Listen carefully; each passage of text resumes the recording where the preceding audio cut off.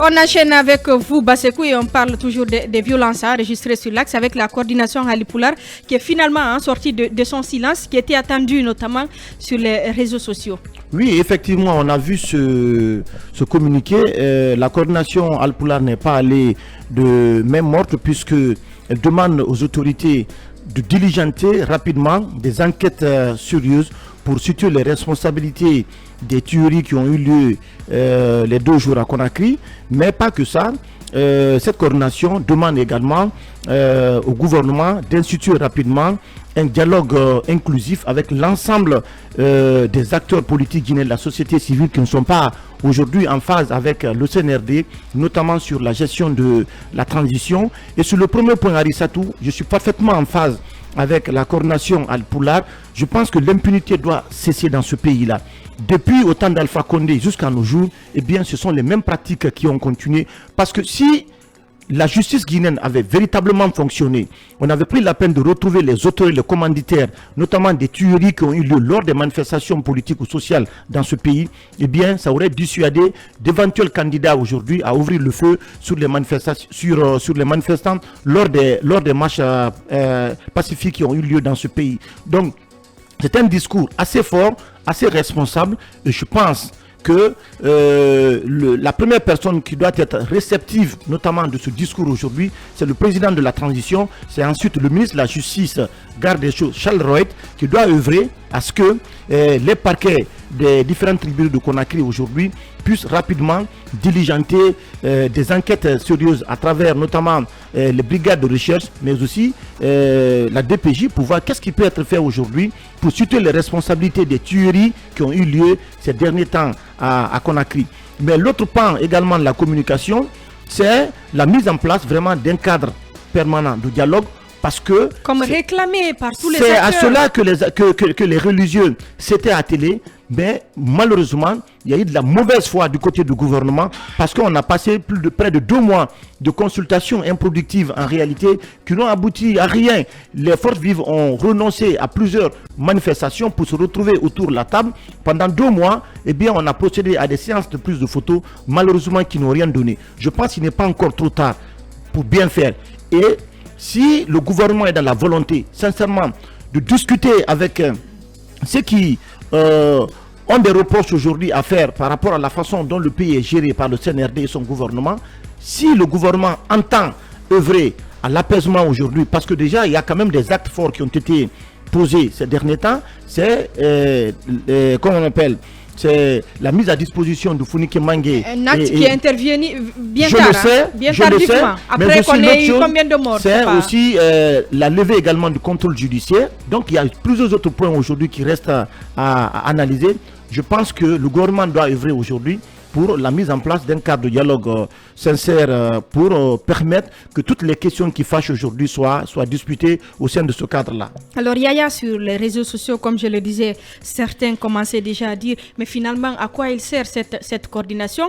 Et il y a quelque chose quand même d'essentiel qu'elle dit, elle parle de tout ce qui se passe là, elle rappelle que ça peut affecter durablement la paix, la cohésion sociale et l'unité nationale. Et ça, c'est pas faux. Hein.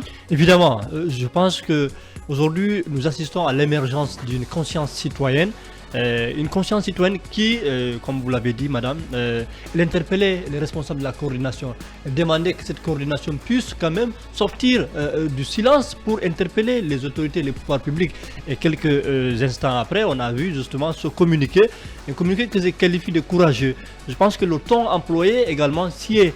Parce que vu la gravité de la situation, des événements, il fallait quand même qu'une autorité morale, qu'une autorité coutumière comme cette coordination-là puisse quand même sortir et dire les choses. C'est ce que j'ai toujours demandé. Il faut quand même qu'on ait le courage dans ce pays de regarder les autorités en face pour leur dire ce qu'il y a. Alors je pense qu'à ce niveau, il faut saluer cette sortie-là. Je pense qu'elle est vraiment elle est venue à point nommé. L'autre chose maintenant, je pense que nous avons affaire avec la gouvernance stratégique des diversités. Il faut reconnaître que nous avons, à bien des égards, et ce n'est pas simplement le propre de la Guinée, nous avons échoué, si vous prenez nos États, surtout en Afrique francophone, nous avons échoué dans la gestion des diversités. Alors, nous sommes dans un pays où il y a des diversités à tous les niveaux. On a des diversités ethniques, on a des diversités territoriales, on a des diversités professionnelles. Donc si vous voyez, donc il y a, en fait nous sommes dans un territoire où nous avons trop de différences, mais il va falloir que les responsables soient suffisamment au-dessus de la mêlée, puissent donner l'exemple prôné par le leadership, par l'exemplarité, pour pouvoir rassembler toutes ces communautés, tous ces groupes-là et même ces territoires qui sont différents d'un point de vue géographique. Donc il va falloir justement arriver à une gouvernance qui sera de nature à rapprocher ces diversités-là. C'est là extrêmement important. Un des généraux de l'armée sénégalaise me disait un jour, il parlait de la Côte d'Ivoire, de tous les travaux que Ouattara était en train de faire en matière de construction, les ponts et autres là. Il dit, Monsieur Baldé, vous savez, la construction d'un pays ne tient pas uniquement sur la lagune ou sur des routes. Il dit la construction d'un pays c'est ce que nous disons au CNRD tient également sur l'unité nationale. Construire un pays, c'est également cela. Donc, aujourd'hui, si on ne réussit pas à construire une unité nationale, un sentiment national très fort où toutes les composantes nationales peuvent s'identifier dans ce pays-là et être fiers, je pense que ça veut dire que les gouvernants ont échoué dans leurs responsabilités historiques. Je continue pour dire que aujourd'hui, je pense que il y a nécessité justement de repenser notre vivre ensemble, un vivre ensemble qui est fortement entamé et je croyais que les assises allaient pouvoir faire quelque chose, mais véritablement c'est quelque chose qui a été bâclé dans le contenu. Pour le moment, avec toutes les recommandations, boycotté par une partie. Oui, parce que la méthode a été faussée dès le départ, ça a été biaisé. Sinon, les vrais acteurs, les victimes ou les parents des victimes qui sont là, devaient être associés dès le départ dans l'élaboration des TDR. Mais comme on a l'habitude de le faire, l'État s'est bunkérisé, ils ont voulu faire les choses comme ils veulent le faire, et naturellement, ceux qui devaient être au devant de la scène pour piloter tout ça ont été mis à l'écart. Conséquence, aujourd'hui, nous avons ces assises-là qui ont été boycottées, qui ont été sabotées, qui ne vont rien donner, malheureusement. Et je me demande quand est-ce qu'aujourd'hui, on pourra encore redonner de la confiance à ces acteurs-là pour parler de ça, parler de justice transitionnelle, parce que, à mon avis, il nous faut une justice transitionnelle, voir comment est-ce que des pays comme le Rwanda ont réussi après le génocide à se relever. Il y a un modèle qu'on doit copier, c'est bien celui du Rwanda. Avec le modèle Commission Vérité et Réconciliation Nationale, où il y a également le modèle de l'Irlande du Nord. Il y a tous ces pays-là, mais malheureusement... Le président Kagame est venu ici, est-ce qu'ils en ont parlé même? Pour moi, ça allait être un point important, mais je ne pense pas qu'on en a parlé. On a parlé des ponts, hein? On a inauguré des ponts. Allez-y, Khalil. Arissatou, je vais vous dire très sincèrement la vérité. Quand j'ai lu ces communiqués, j'ai pris la tête. J'étais très choqué. Khalil. Oui, c'est un communiqué que je condamne. Je pense que c'est un communiqué qui manque de responsabilité, de vigilance et c'est dépourvu de tout bon sens. C'est communiqué, oui, je l'estime, oui. C'est son avis, on va laisser continuer, on ne va pas polémiquer dessus. Ne nous ramenez pas en arrière, Khalil, s'il vous plaît. Ne nous ramenez pas. Non, je n'irai pas en arrière. Je vais prendre mot par mot. Attendez. Non, attention. Je vais prendre mot par mot. Khalil, on ne va pas revenir sur ça. Allez-y, on ne revient pas sur Je ne veux pas qu'on revienne sur son contenu. Donnez-nous votre avis et on va avancer. C'est ce que je fais. Ne revenez pas dessus. C'est ce que je fais. Ne lisez pas ceci à l'antenne. Je ne veux pas entendre. Non, c'est le communiqué dont on parle. Allez-y. Allez-y. Je ne veux pas. Je ne veux pas entendre ces mots. Je ne les veux pas. Sache que je mesure les mots que je vais prononcer. Je parle techniquement comme je le fais toujours. Allez-y, Khalil. Si vous êtes présidente du tribunal, il faut lui retirer la parole. Madame la présidente, laissez-moi. Je ne suis pas laissez-moi dire ceci. Voilà ce que je vais dire pour ce communiqué. Écoutez très bien. La coordination des Fulbe Ali Poulard constate avec douleur et interrogation que toutes ces violences sont issues d'une seule communauté, celle des Fulbe et Ali Poulard. Ce qui n'est pas faux. Je ne condamne pas. Non, Yaya, laissez-moi aller. C'est pas faux ce qu'il dit, mais je ne veux pas continuer ce débat dans ce studio. Je ne refute pas ces paragraphes. Laissez-moi aller. Je ne refute pas ces paragraphes. Je ne veux pas vous laisser continuer dans ce sens. Si vous ne m'écoutez pas, vous ne comprendrez pas. Je vous dis encore que je tiens des propos responsables parce que je mesure les mots. Laissez-moi aller, s'il vous plaît. Vous ne pouvez pas dire que ces propos ne sont pas responsables et les relayer à l'antenne. Arrêtez, Khalil. Arrêtez. Allez, Tidiane, on enchaîne. On continue avec vous, Khalil. Oui, je vais terminer.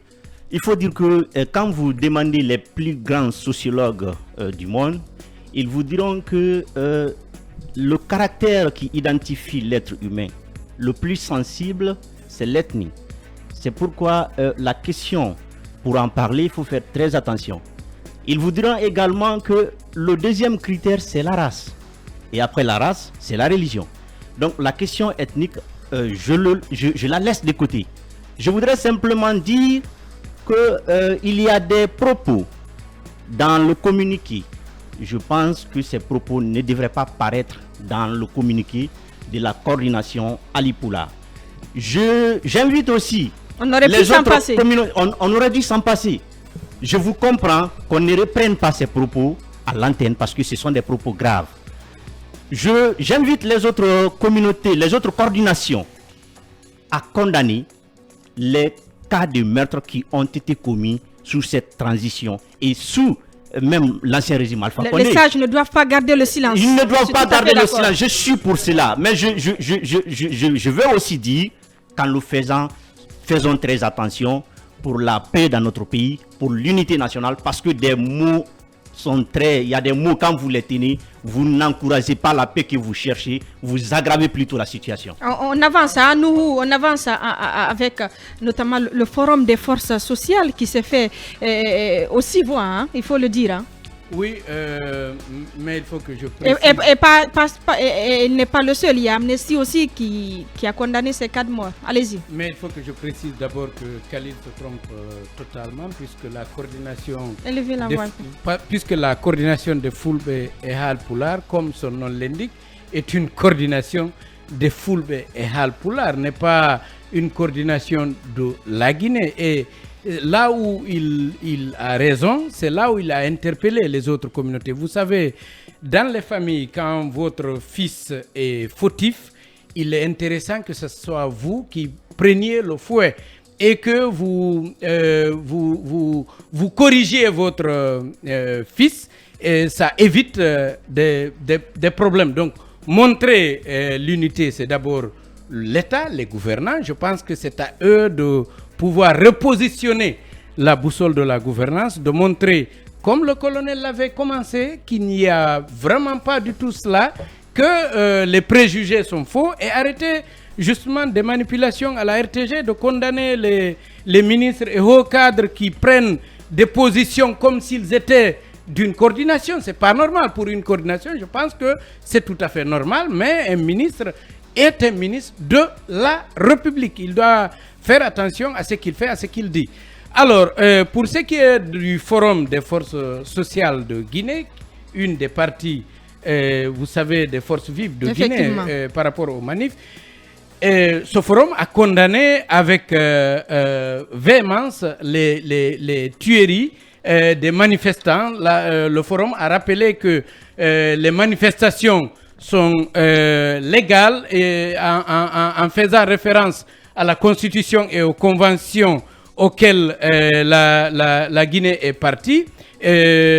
Donc, estime que ces manifestations sont légitimes et qu'on devrait plutôt bien les gérer. Le forum a présenté ses condoléances et rassuré les familles que ce forum, les forces vives et la patrie rendront un hommage aux victimes et feront tout pour que justice soit rendue. Il a surtout rappelé que les autorités de la transition seront les seuls responsables de toutes ces violations des droits de l'homme qui interviendront. Exactement. En rappelant au colonel Mamadi Doumbouya, puisque vous voulez qu'on accélère, en rappelant au colonel Mamadi Doumbouya ses engagements, ses promesses quand il a fait le coup d'État, en rappelant que quand il a perpétré son coup d'État pour qu'il soit accepté par l'opinion, par les Guinéens. Il lui a fallu tenir des promesses et que ces promesses sont en train d'être trahies. Le forum donc a interpellé le chef de la junte à se souvenir de cela et à défendre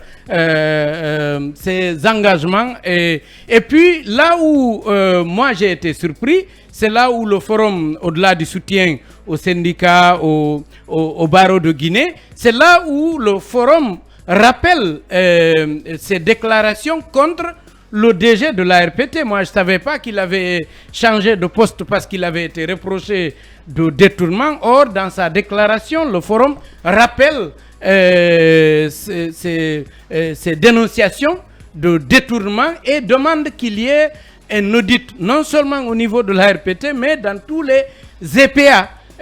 On nous laisse entendre qu'il y a des détournements un peu partout. Et puis, on parle aussi de l'ANAFIC, du CNT, où on parle de l'argent qui avait été, qui a été déclaré disparu. Et donc, il y a eu des interpellations. Dans ce sens, moi, je voudrais m'attarder un peu sur la RPT, puisqu'on avait fait un article là-dessus, suite à des dénonciations faites par des travailleurs de la RPT. On avait écrit un article où Oumar Bari était effectivement incriminé. Savoir donc que c'est à cause de ça qu'il change de poste, ça nous surprend, parce que logiquement, quand il y a des situations comme ça, on devrait plutôt judiciariser le dossier au lieu de permettre à l'intéressé de trouver un autre EPA où il gouverne, où il y a des risques. Je pense que tout ça risque de nuire à l'image des gouvernants aujourd'hui, parce que si la CRIEF est là, c'est pour nous rappeler qu'eux sont venus pour redresser. Malheureusement, ce n'est pas ce qu'on est en train de constater. Allez-y, Yambere, très rapidement, avant la pause. Par rapport aux forces sociales. Avant Boubacar. Oui, par rapport à cette déclaration des forces sociales de Guinée. Évidemment, elles sont dans leur droit, toujours dénoncer les massacres. Mais moi, je voudrais revenir un tout petit peu en arrière pour un certain nombre de choses que j'ai entendues autour de cette table. Alors, je voudrais dire que le cas guinéen n'est en rien comparable avec celui de Rwanda. C'est mon opinion. Donc, ne nous parlez pas vraiment de comparaison entre la Commission Vérité et Réconciliation de Rwanda avec la situation qui est la nôtre. Heureusement que nous n'en sommes pas là. L'autre chose que je voudrais dire par rapport à ça, c'est que nous avons vu récemment ce qui s'est passé avec le décès de l'épouse du président Alpha Condé. On a vu qu'en Haute-Guinée, les gens étaient à couteau tiré entre les partisans de Mamadi Doumbouya et ceux d'Alpha Condé. Donc, à mon avis, il n'y a pas de problème ethnique en Guinée, à proprement dit. Le problème ici, c'est un problème d'intérêt. Mouktar Diallo de NFD, qui avait soutenu le 3e mandat, a eu du mal à quitter Pita pour rejoindre Conakry. Il est de Pita, il était chez lui, mais il a eu du mal puisqu'il y avait des divergences profondes, divergences politiques. Donc, je persiste et signe que c'est un problème d'intérêt. Ce sont les politiques. Les ressortissants de la moyenne Guinée qui sont au gouvernement, ils sont prêts à sacrifier les leurs jusqu'au dernier pour garder leurs avantages et privilèges. Et c'est aussi comme ça quand il s'agit des ressortissants de la Haute-Guinée, quand ils étaient au gouvernement avec le président Lansana Conté. Donc c'est toujours comme ça qu'on arrête vraiment de nous dire que c'est une communauté contre une autre. Ça n'est pas une... Je suis convaincu que les gens, ce qui les intéresse, c'est leur poste et leur poche. Allez-y, Boubacar. Bon, moi je pense qu'en Guinée, on confond prévenir et prévoir. Le communiqué, c'est bien, mais on aurait dû faire une médiation avant que les tueries n'arrivent. Moi, mon problème, c'est de ne pas qu'il y ait des morts. Exactement. Et on ne pourra faire ça qu'autour de la table. Si les religieux, d'ailleurs, moi, cette histoire de coordination, je ne suis pas pour. Moi, je voudrais une coordination nationale. Une coordination nationale avec laquelle même le gouvernement se réfère. C'est-à-dire, il n'y a pas de coordination Basse-Guinée, il n'y a pas de coordination Haute-Guinée, il n'y a pas de coordination du Manding, Il n'y a pas d'autre coordination qu'une coordination nationale où les dirigeants se réfèrent pour prendre les décisions dans l'intérêt de la nation. Voilà qui est bien dit. Donc, nous arrêtons là pour l'instant. On reviendra pour parler de la levée attendue du contrôle judiciaire des acteurs politiques avec cette demande qui a déjà été déposée par les avocats. Mais nous parlerons aussi de la problématique de l'eau et de l'assainissement avec les partenaires techniques et financiers qui s'engagent à accompagner le gouvernement. Bienvenue encore une fois.